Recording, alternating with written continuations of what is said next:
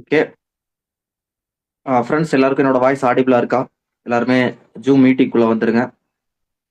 Hi friends everyone. This is Saravanan, double universal crown director. இன்னைக்கு date வந்து February 18, Tuesday. Every Tuesday வந்து நம்ம wastage success secret அப்படிங்கிற டாபிக்ல நம்ம ட்ரைனிங் பார்த்துட்டு இருக்கோம்.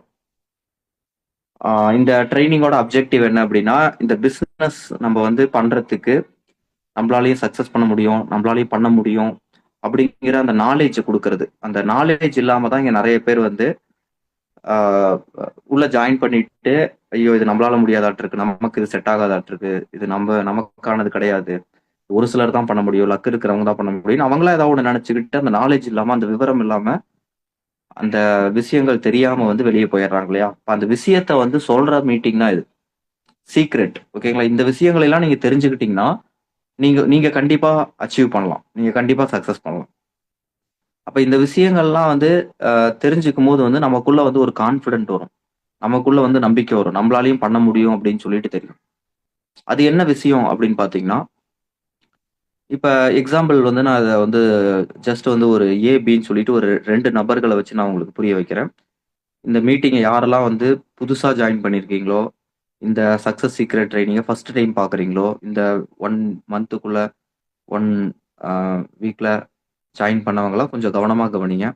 1 மந்த்துக்குள்ள ஜாயின் பண்ணவங்க, ஏன்னா இந்த பிசினஸ் இல்லை நான் ரொம்ப நாள் ஆயிருச்சு அப்படின்னாலுமே, இன்னும் இந்த பிசினஸ் ஆரம்பிக்கல, இப்பதான் நீங்க இதுல ட்ரைனிங்க பார்க்க வரீங்கன்னா நீங்களும் பேபிஸ் தான், நியூபார்ன் பேபிஸ் தான். ஓகேங்களா? நான் வந்து ஜாயின் பண்ணது 1 வருஷம் ஆச்சு, 2 வருஷம் ஆச்சு. இங்க பாருங்க, இங்க வந்து சீனியாரிட்டிக்கு வேல்யூவே கிடையாது வெஸ்டேஜை பொறுத்த வரைக்கும்.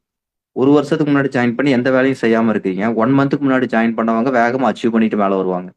1 இயருக்கு முன்னாடி ஜாயின் பண்ணவங்களுக்கு இருக்கிற நாலேஜ் 1 மந்த்துக்கு முன்னாடி ஜாயின் பண்ணவங்களுக்கு அவங்கள விட நாலேஜ் அதிகமா இருக்கும். அப்ப இங்க வந்து நம்ம எப்ப ஜாயின் பண்றோங்கிறதெல்லாம் இல்ல, நல்லா புரிஞ்சுக்கோங்க. நீங்க இந்த பிசினஸ் ஆரம்பிக்கவே இல்லை, பிசினஸ் இன்னும் ஸ்டார்ட் பண்ணவே இல்லை, நீங்க வந்து இன்னும் ரெக்ரூட்மெண்ட் பண்ணல, இல்ல இந்த பிசினஸ் இன்னும் கத்துக்கல, நான் பிசினஸ வந்து ஒன்றும் தெரியல, ஏபிசிடி கூட தெரியல அப்படின்னா நீங்க வந்து பேபிஸ் தான்.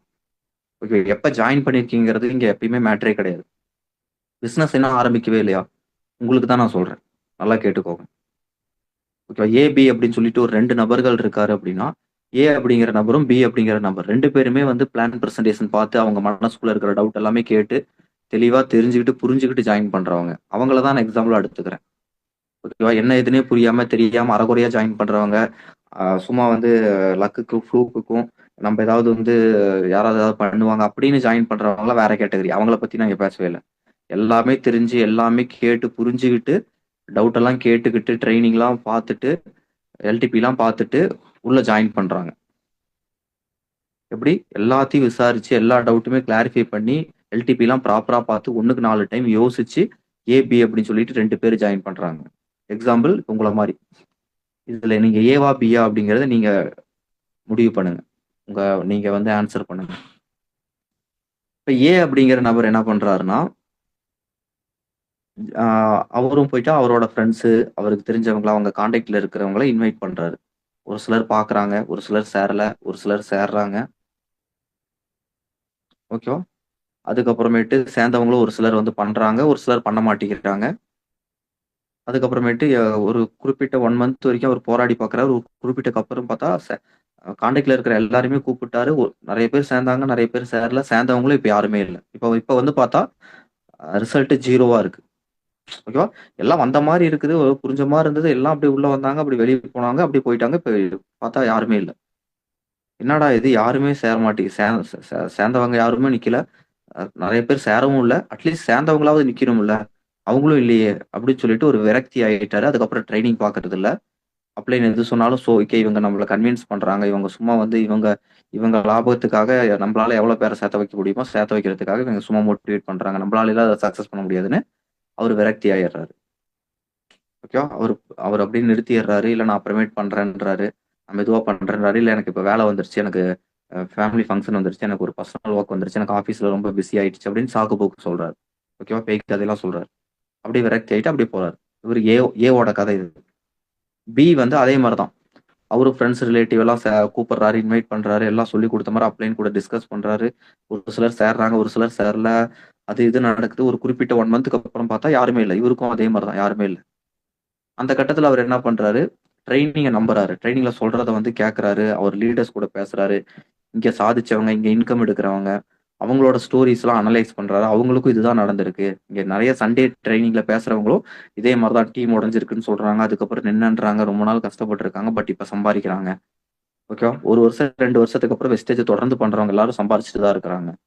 அவங்க வாழ்க்கை மாறிடும். பட் ஆனா வெளிய நம்ம வேற எந்த வேலையில 1 வருஷம், 2 வருஷம், 5 வருஷம் கழிச்சும் நம்ம அங்கேயே தான் இருப்போம். ஆனா இதுல எவ்வளோதான் டிப் ஆனாலும், என்னதான் நடந்தாலும் ஒரு ஒரு சில வருடங்களுக்கு அப்புறம் கண்டிப்பா நமக்கு இதுல குரோத் இருக்கு. இதுல ஒரு மாற்றம் இருக்கும்.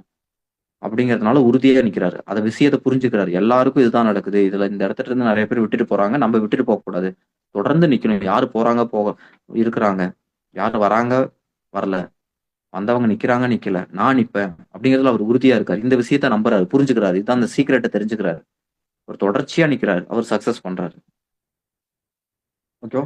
அப்ப ஏ மாரி இருக்கணுமா? பி மாரி இருக்கணுமா? நீங்க யாரு? அப்படிங்கிறத சொல்லுங்க. ஓகேவா? இந்த விஷயங்கள் நீங்க தெரிஞ்சுக்கணும். கம்பெனிய பத்தி தெரிஞ்சுக்கணும். கம்பெனியோட அ பொட்டன்ஷியல், கம்பெனி இன்னும் எவ்வளவு குரோ ஆக போகுது? 20 வருஷமா இருக்கு. எந்த மாரி ப்ராடக்ட்? எவ்வளவு குவாலிட்டியா இருக்கு?